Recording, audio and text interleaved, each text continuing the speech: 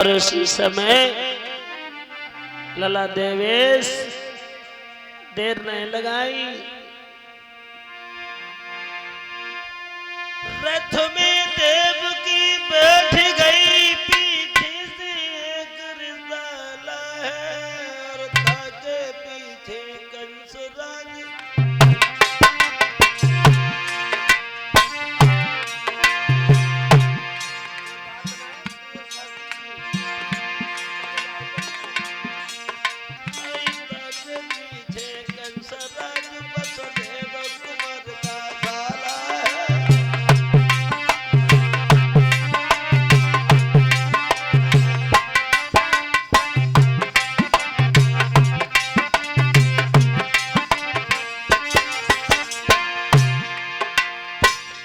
वसुदेव रथ में देवकी के साथ बैठे हैं, लेकिन रथ को कंस हाँक रहा है, अपनी बहन को विदा कर रहा है।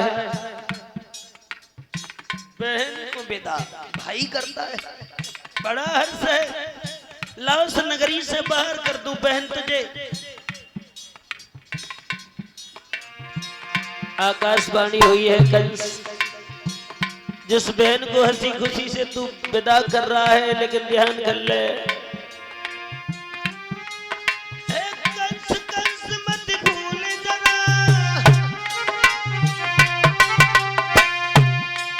ये भूल धूल हो जाएगा, देवकी का आत्मा लला होगा, वो तुझे घुमार गिराएगा।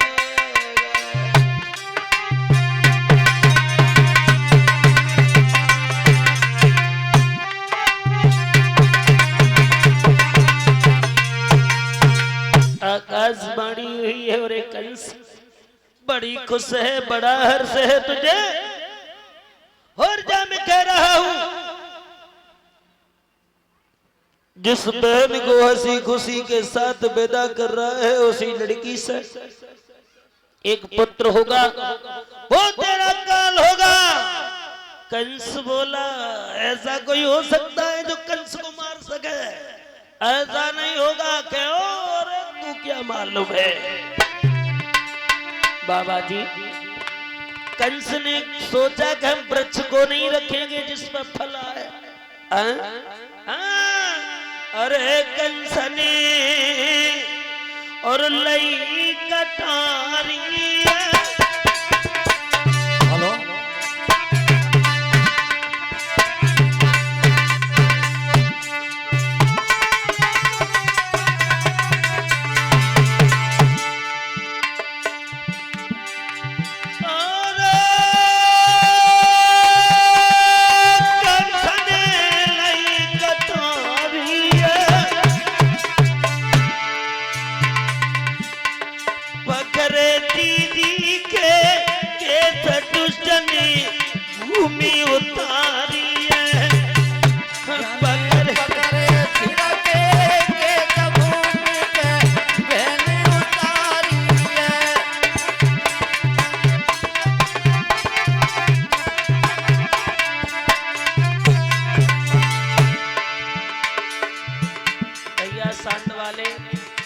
आज उस दुष्ट ने बहन के केस पकड़ के ऐत लिया। इधर आ, उस वृक्ष को नहीं छोड़ूंगा जिस फल लग जाए। भोका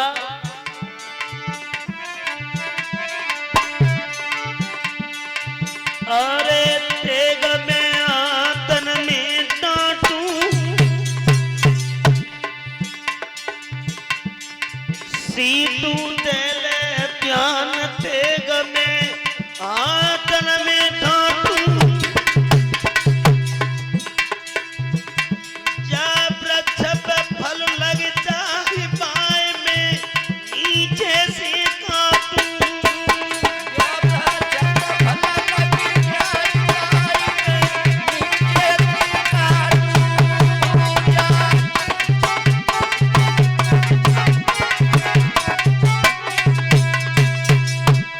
उत्तर दिया है तुझे छोड़ूंगा नहीं। अरे गति जब धर्म की ओ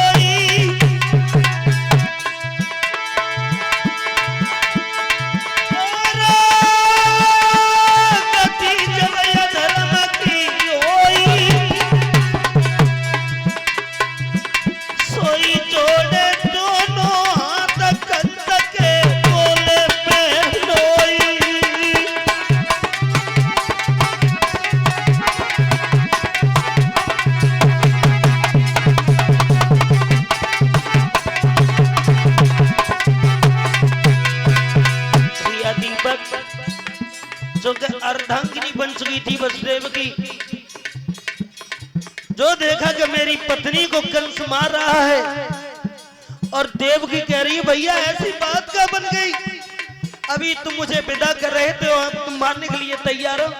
क्यों तूने आकाशवाणी नहीं सुनी कि जो तेरी कोख से बालक होगा वो मेरा काल होगा। तो वसुदेव बोले कि बालक से पैर है, बहन से पैर नहीं है। बोले हाँ बहन से पैर नहीं है। तो फिर यमुना मैया की कसम खाई है वसुदेव ने और ये कहा साले साहब कंस एक बात सुन लो मेरी, मैं मरता हुआ देवकी को नहीं देख सकता क्योंकि मैं इसका पति हूं।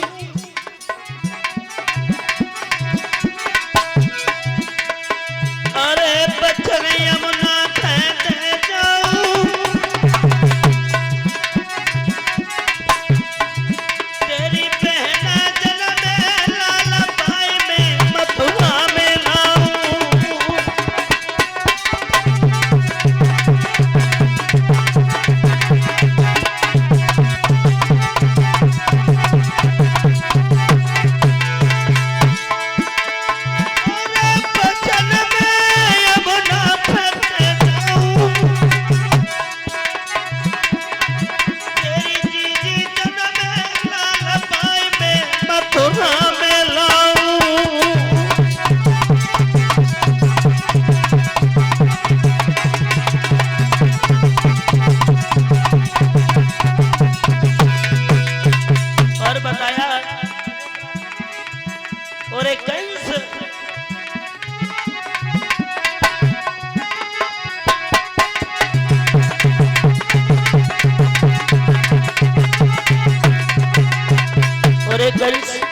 ये कोई गैर नहीं है।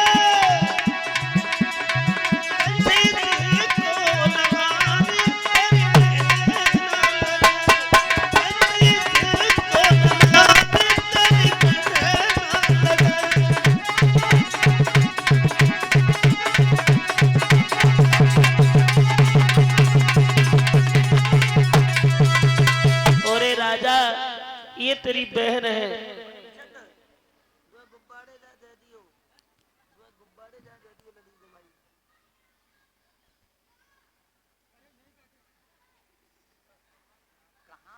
आज क्या बात होएगा तुम्हें कोई मत तो क्या होता।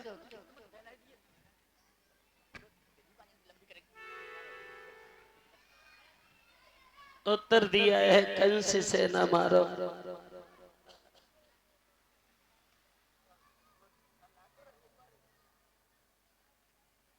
अच्छी आफत आई है मैं सब। उत्तर दिया है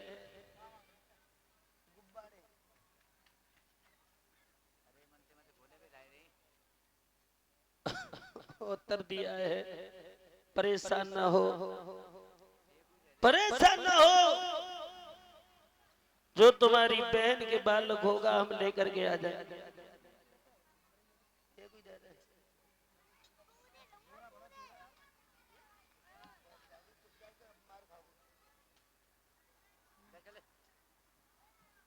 उसी समय भागवत श्रोताओं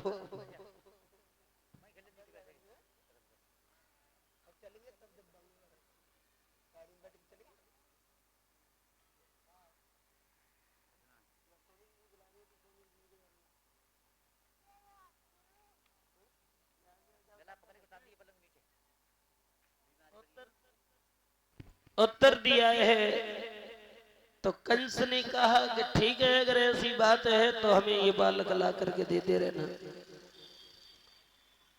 एक बालक हुआ है सनई सने बटेश्वर में जाकर के। देवकी को बड़ा खुशी हुई है कि मेरे आंगन में बालक हो गया, लेकिन वो खुशी ज्यादा देर नहीं ठहर पाई। लाला को देखा, गोद में उठाया। वसुदेव बोले हैं ये तो कंस का भोजन है, मुझे जाने दो। तो एक दिन बोली है कि मैं अपने बच्चे गैर नहीं जी पाऊंगी। तो वसुदेव ने समझाया, भद्रे धर ले दिल में धीर, सबर करे हृदय खोटा था।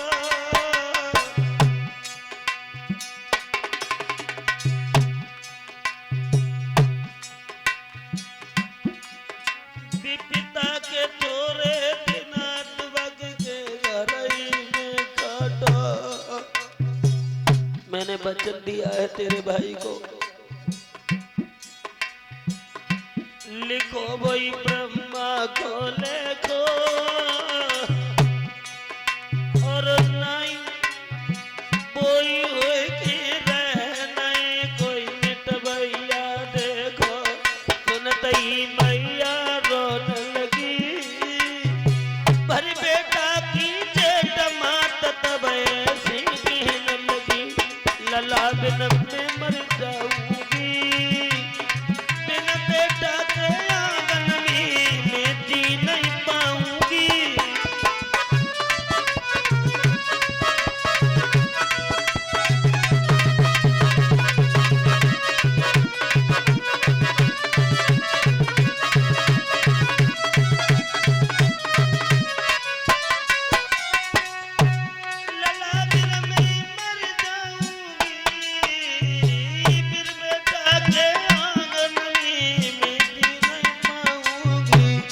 माता तो रुधन मचाई है, और भली बात बैठारी वसुदेव ने समझाई है।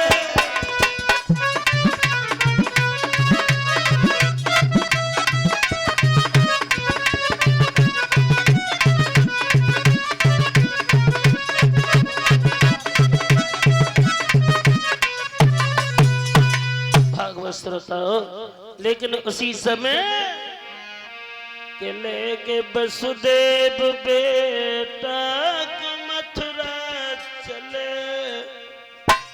और माँ की तो ममता ही अलग होती है।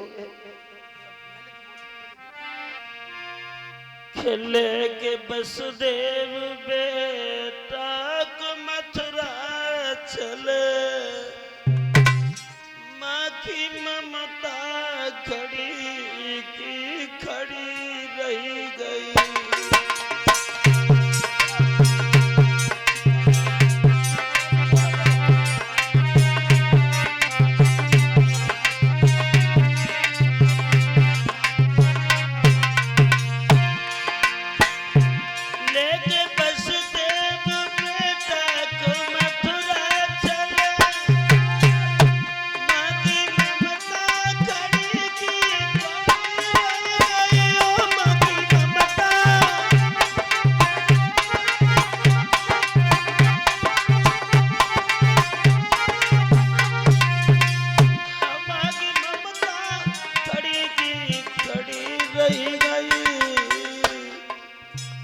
कुछ भी कह ना सकी अपने दिल की व्यथा, कुछ भी कह ना सकी अपने दिल की व्यथा। चलती दिल पर छुरी सी छुरी रही गई।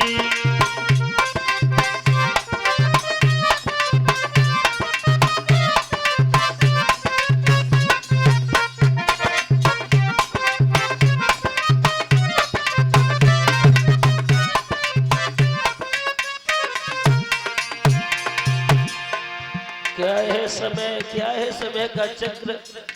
पुत्र जा रहा है लेकिन माँ कुछ भी नहीं बोल पाई, कुछ भी कह न सकी अपने मन की व्यथा।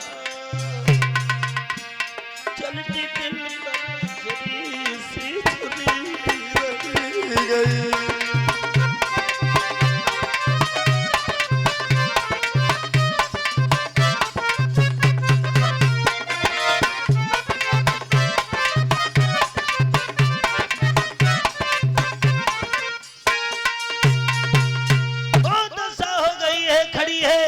लेकिन मुंह से कुछ नहीं बोल पाई।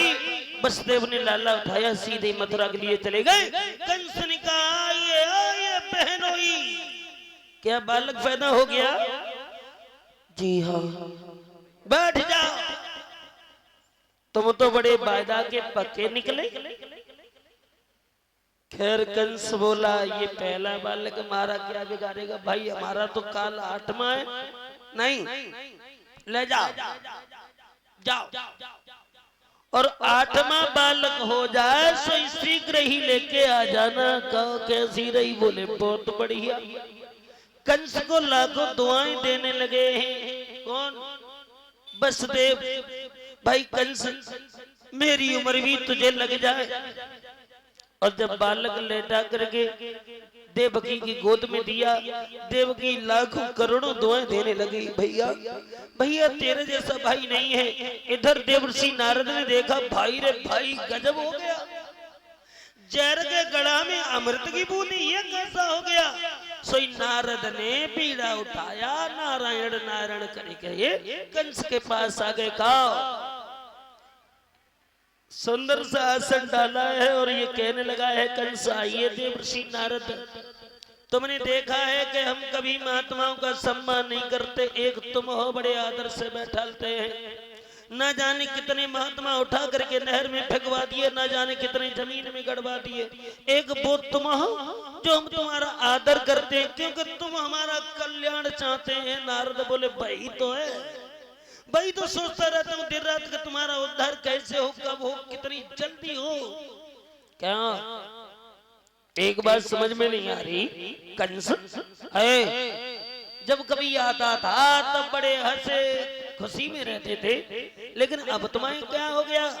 कंस कहने लगा देवर्षि नारद क्या बताऊं, क्या बताऊं?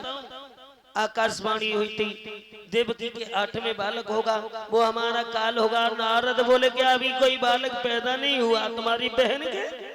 बोले पैदा तो हुआ, थोड़ी देर पहले आ जाते तो दिखा भी देते। बोले अच्छा तो मारा नहीं? नहीं, काल तो 8 में था, पहले ने क्या बिगाड़ा, इसलिए नहीं मैंने उसको मारा। नारद बोले लगता है कंस मौत आ गई।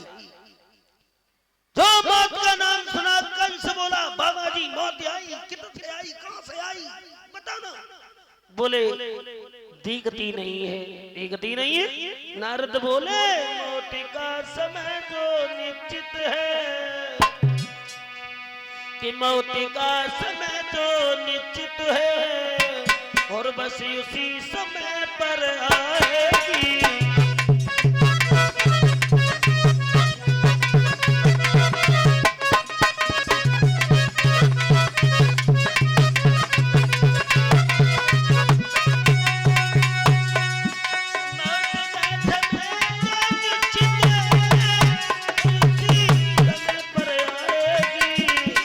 जिस समय मौत आ जाएगी वो घड़ी न टलने पाएगी।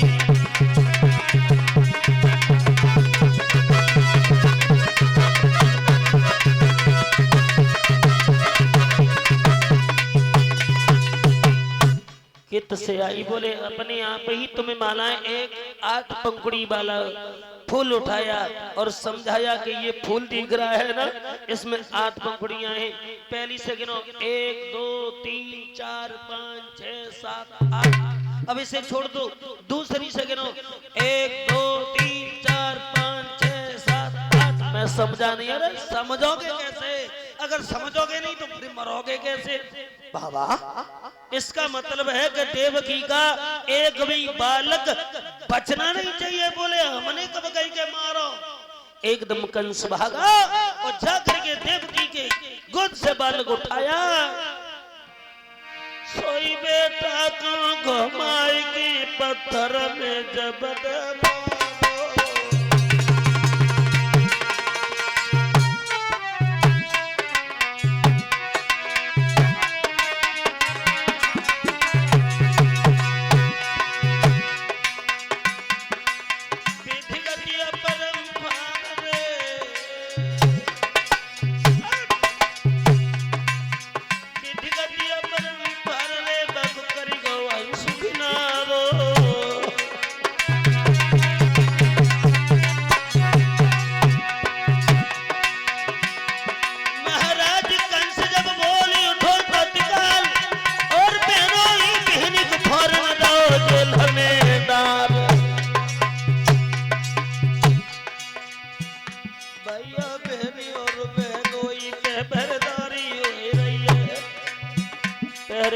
लगा दिए। भैया बहने और बहनोई पहरेदारी हुई रही है।